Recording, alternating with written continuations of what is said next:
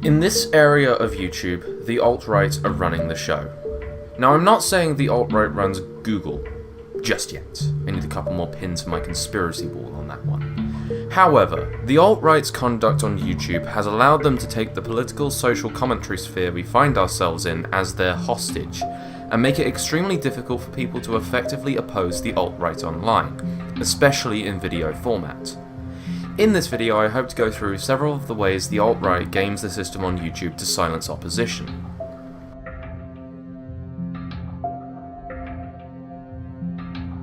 Have you ever noticed, pretty much every anti-alt-right video has mass dislikes? Now, a lot of these come from being shared on places like Poll. However, we do know that there are Discord servers that actively have people vote botting on YouTube.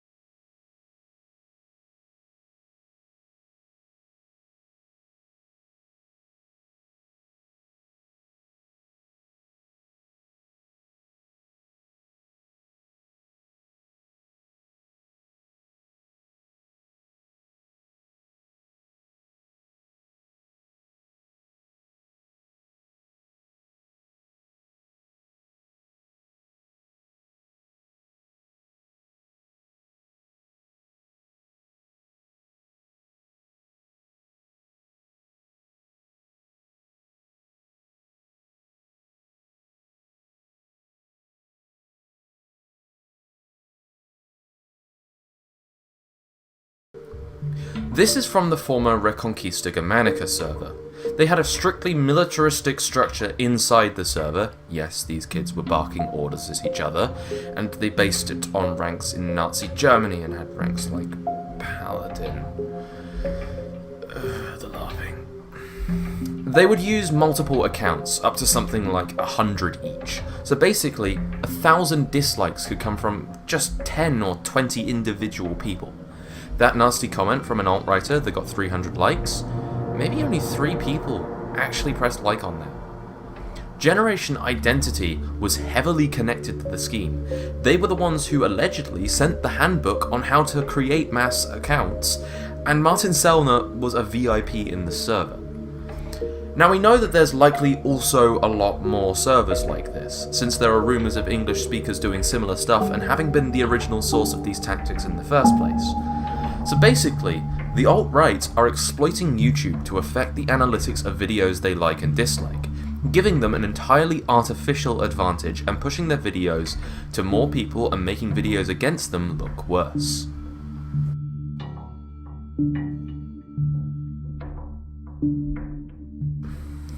Alt-writers also use their networks to mass flag content criticizing them. The shadow of these flags looms over all anti-alt-right content creators like a dark cloud.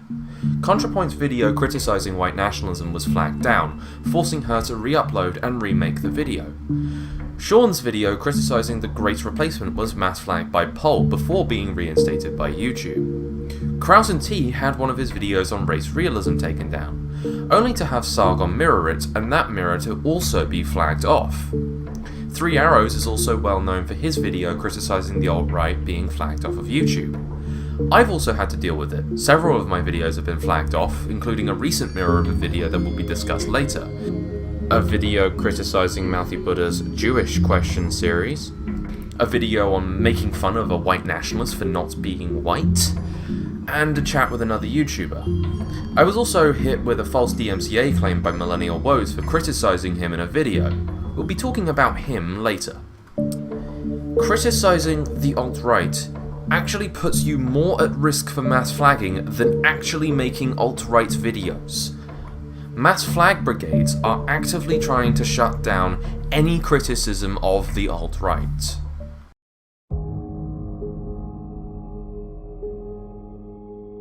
This is Colin Robertson, going by the online moniker of Millennial Woes. He makes frequent trips to Europe and the US to do talks, using his notoriety from his YouTube videos to act as an ambassador for the American alt-right in European right-wing and far-right circles. This is his speech in Seattle Forum's Alt-Right Transformers event in late 2016. Here's another thing that we could build. This is controversial. The ability to dox people on demand.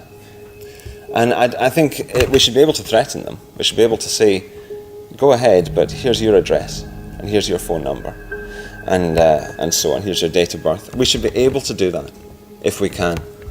Have a central registry of leftist journalists and so on, and say to them, we'll fuck you up.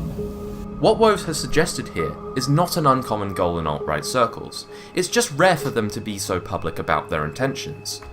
And since late 2016, they've been building their systems to dig up information on people. Alt-right's Discord servers actively work to find people's personal information. Here's an example of Braving Ruin's server trying to get the IP of a Twitter user to help find their real identity. The alt-right leak account, though, is connected to the same account, Gmail. So you would have to send a link to altrightleak@gmail.com. Possibly. I'm trying to find out what the IP of this email is. Trace email source.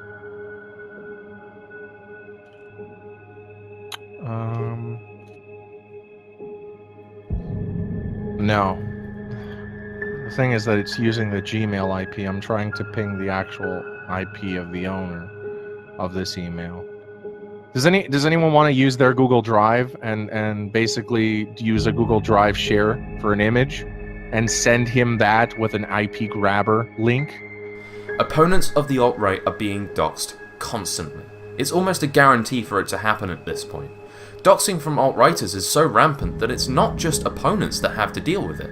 Being a member of their movement doesn't mean that they won't dig into your private information if they can get it. Mike Enoch, Ricky Vaughn, Baked Alaska, King of Pole, and countless other alt-right and adjacent figures have been doxed by their own circles, whether over paranoia over them being Jewish, claims of them planning to dox people themselves, or simply just for the lulz. Being one of them isn't even a get-out-of-jail-free card. Even their own figures are beholden to these threats.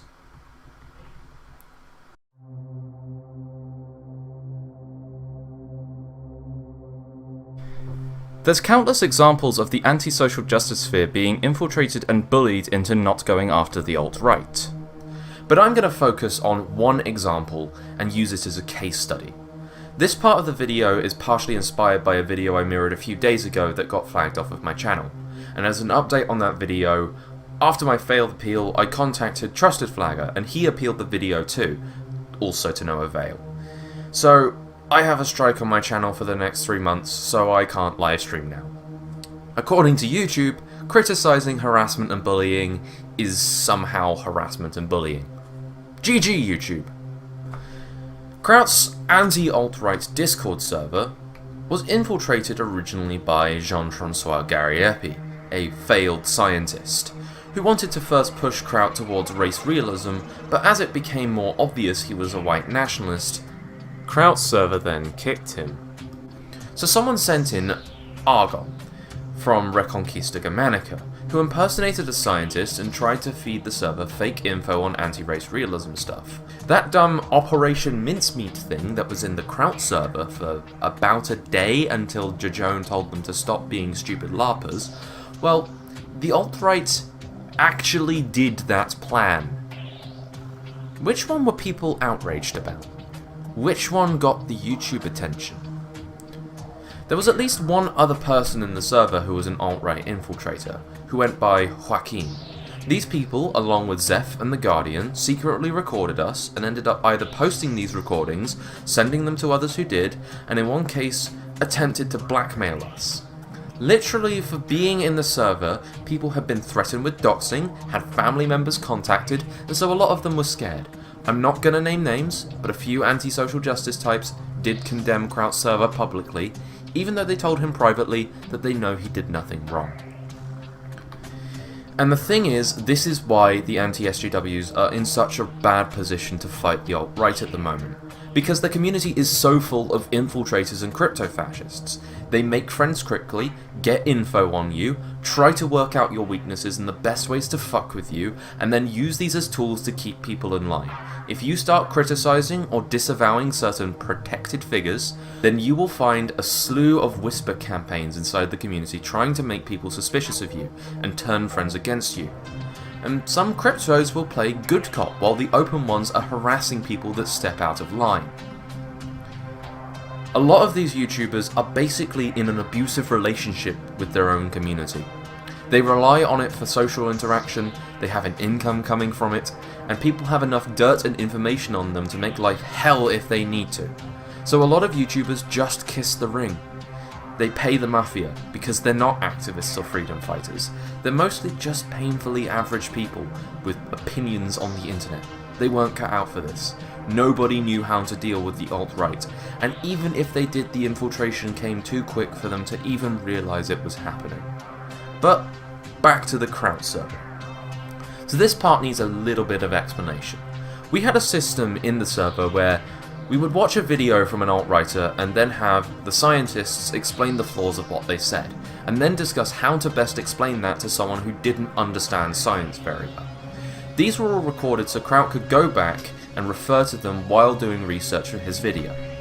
In one of these calls, Kraut ordered a pizza. He didn't mute himself, therefore he said his address aloud in one of these calls. Now, this recording got into the hands of one of the leakers, and when the massive server leaks posted by Braving Ruin dropped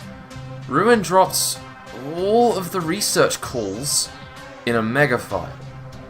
So, Braving Ruin posted Kraut's docs while trying to prove he was a doxer.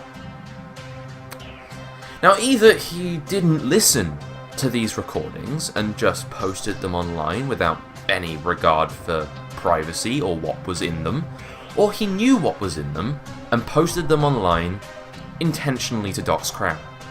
Neither of those looks very good.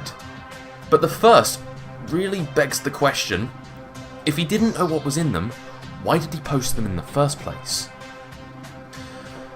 Now, the interesting thing is in Metica's video on Kraut, there are a few old forum posts from Kraut on an old atheist forum. Back when Kraut was anonymous and Braving was still edgy sphinx pretending to be a moderate classical liberal, a few goons of Atheism is Unstoppable, another YouTuber, were trying to dox him. Kraut found someone posting an image of his face and found this image of his face on this old atheist forum. He traced it back here eventually. He contacted the forum owners to get it deleted. The funny thing is, Braving knew about this forum account, and since he was in the call while we were helping Kraut scrub the info, I wonder if he had anything to do with the information getting into the hands of Metica. But that's not the important bit. In one of the forum posts, along with the full info that had been released about Kraut, including his docs, was now enough to dox a family member of his. This family member has been threatened, has had phone calls, including one telling that family member that Kraut had committed suicide and they needed to pick up his dead body. This is why Kraut left YouTube. Not because he got caught doing anything wrong, but because his family was doxed. Meanwhile, all over YouTube, he was being smeared as a doxer. But was he? Was this just some attempt to shut down a doxing server that was threatening alt-writers and other adjacent figures? In late September, after the aforementioned Mouthy Buddha video I made, Kraut contacted me after months of radio silence. Obviously we'd had a massive falling out, but we both, after deciding to talk, temporarily buried the hatchet, since we agreed the alt-right was a bigger issue than any personal drama between us. I joined the server soon after. Most of the server was chatting about random stuff and sometimes discussing things about the alt-right or listening to Jajone lecture us on genetics. I sometimes chimed in to suggest moving away from race realism, which eventually Kraut agreed was the best move. He wanted to make a final race realism video in response to JF Gary Epi, but after that he was going to move towards history videos. Isn't it funny that the leaks, including his docs, dropped right before Kraut was going to finally put together that video script.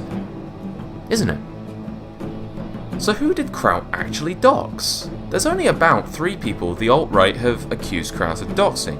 Coach Redpill, a man whose name was public on his Patreon, along with appearing with his full name on Russia Today. The accusations of doxing coming from Kraut handing around public accusations of fraud and blackmail towards Coach. And Aidan Paladin, who recently said she'd never said Kraut doxed her. After this, they made accusations of him doxing JF Gariepi, which doesn't make sense because the only thing that they could call doxing were the court documents released by Destiny's Crowd weeks after the server was already leaked and Kraut was called a doxer. So what exactly did he do? According to Braving Ruin, the leaker, all of his moralizing about doxing in the server actually never happened now, and his only concern was that Kraut wanted to smear people. Yes, the original leaker is running away from doxing accusations when he realised that he might actually have to defend them. So basically, alt-righters used a false doxing server narrative to threaten and dox YouTubers who were interested in criticising the alt-right. Kraut didn't actually do anything wrong. Even so, Braving is still actively sending in spies to Kraut's private Discord server months after he left YouTube. What we're looking at is a situation on this platform where pro-white nationalist videos are mass upvoted and critics of it are mass downvoted and mass flagged, where the alt-right threatens and doxes people who stand in their way. If that doesn't work, they threaten people's families, while smearing their victims as the unethical ones. However, I don't think this will be solved by trying to ban the alt-right from YouTube.